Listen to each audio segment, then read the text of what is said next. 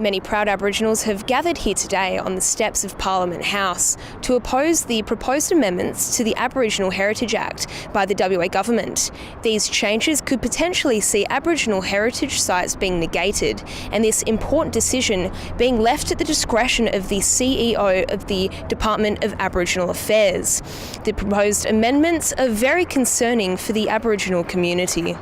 There's artefacts right throughout the Swan River, Swan Coastal Plains here that are ours, belong to us. Our ancestors' remains belong to us. All of these things are being collected by government and are being taken by government in an illegal manner according to our law, customs and traditions. Ivor Hayward-Jackson says the amendments are a disgrace and an insult to the Aboriginal people. You're giving a public servant duties to override and overrule the traditional owners anywhere in the state of Western Australia. Again, what a disgrace.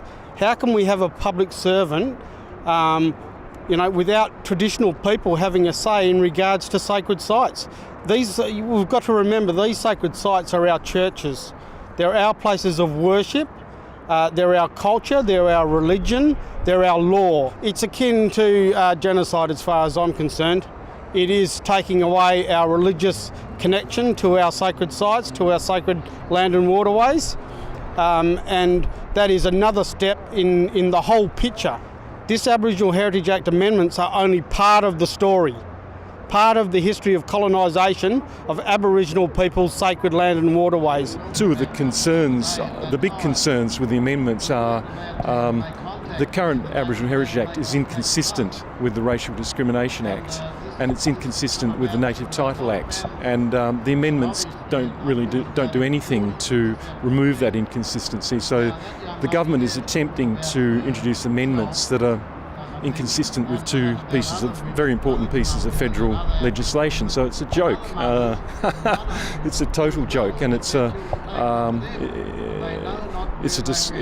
disgrace upon the Western Australian Crown Solicitor's Office that something as shoddy as this should even be presented in Parliament. Greg McIntyre, the solicitor in the famous Mubbo case that ended the belief that Australia belonged to no one when the white man arrived, was there to defend the rights of the Aboriginal people. A lot of sites will be lost. For example, there's a case in the Supreme Court at the moment regarding the site which occupies Port Hedland. The Cultural Materials Committee, on the advice of the department, have declared that that's not a site. And so it didn't even need approval by the Minister to affect the site. There's nothing in the legislation which improves the rights of Aboriginal people to have some say over the protection of their culture. There is an agenda. It's to facilitate approvals to facilitate consents to excavate, damage and destroy Aboriginal sites.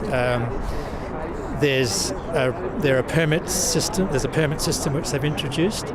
There are some improvements. There's which sort of go halfway there and then halfway back again. So there's a register of sites, but that then means that there is a possibility that sites which are not registered won't be protected in the way they have been in the past. And there's a general moving away from looking to the expertise of anthropologists to assist the state in protecting heritage.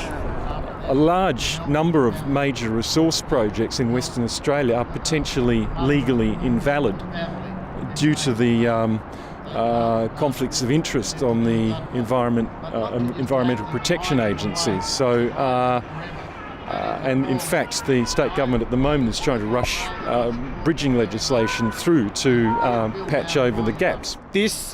These acts and the amendments are only part of what is going on here, part of the big picture, and it's not a very nice book to read, I can tell you that much, for want of a better term.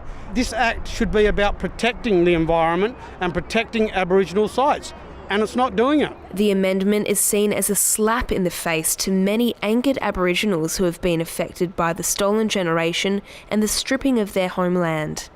Aboriginal people have got to be able to maintain their traditional lifestyle to the best of their ability in this concrete jungle. and beyond. Because, not all of the states developed or mined, but I tell you what, we're losing it at a rapid pace, and it's not good. It's not good at all.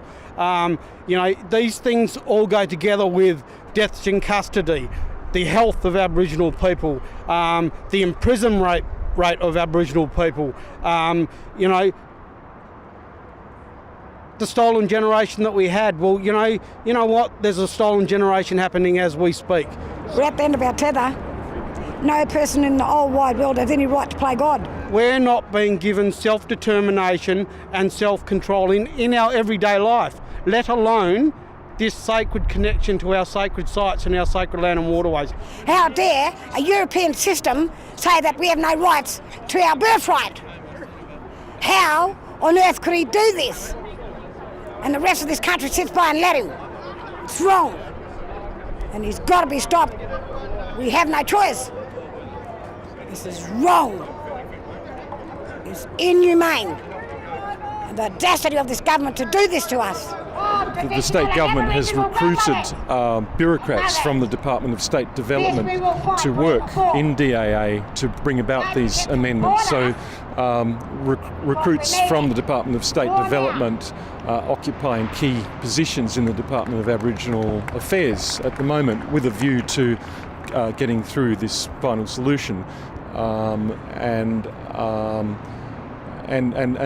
might I say, these recruits are people with no expertise or experience in anthropology or archaeology or any specialist disciplines. So you've essentially got bureaucrats in there who are like an elephant in a china shop, a bull in a china shop, who have no understanding of what should be required. Aboriginal people throughout the Kimberleys, the Gascoyne, throughout the Western Desert are going to have no say in regards to what is akin to the white man's church being demolished and desecrated, to smashing of the sacred altar of St Mary's in Hay Street in Perth. This is an absolute terror act that they're putting upon us. They are the terrorists, the government of Western Australia. I often say to people, Western Australia is a state of exception operating outside the rule of law.